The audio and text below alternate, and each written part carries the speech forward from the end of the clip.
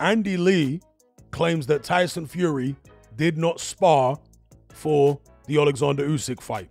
Now, Andy Lee is saying that this basically affected Tyson Fury's fitness.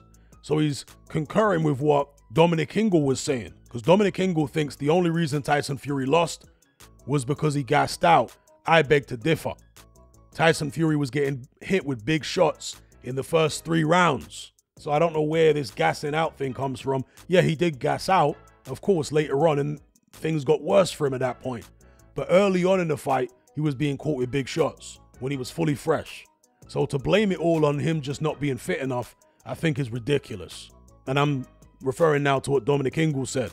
Andy Lee says that the sparring affected him with regards to the fitness, and presumably he's also inferring that the lack of sparring affected him in terms of his timing and sharpness. But I don't think he actually said that. I'd have to go back and watch the video, but you know, lots of fighters, believe it or not, have gone into big fights over the years without doing any sparring. Most famously, Joe Calzaghe used to do barely any sparring in the latter stages of his career because he had hand trouble.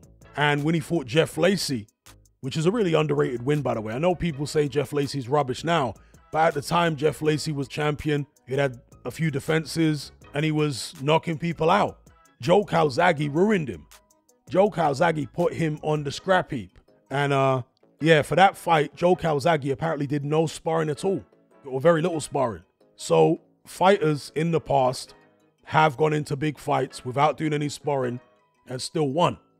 Obviously, you're dealing with exceptional talents, styles make fights, so on and so forth. And Calzaghe did certain things to compensate, or to try and compensate for the lack of sparring. But with Tyson Fury, what we have to remember here is that he did 2 camps for Usyk. During the first camp, where he got the cut, he was doing loads of sparring.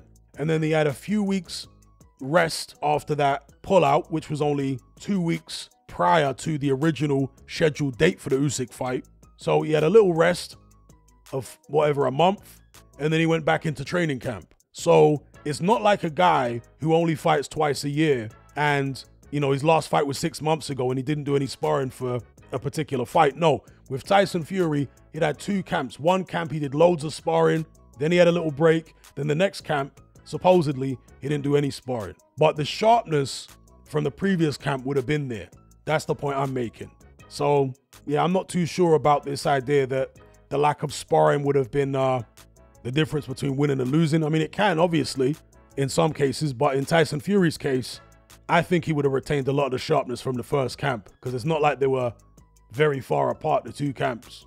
Even if you can't do head sparring or whatever, you can still do body sparring. You know, put a head guard on and do a bunch of body sport. You can still do that. They used to do a lot of that in the Ingle gym.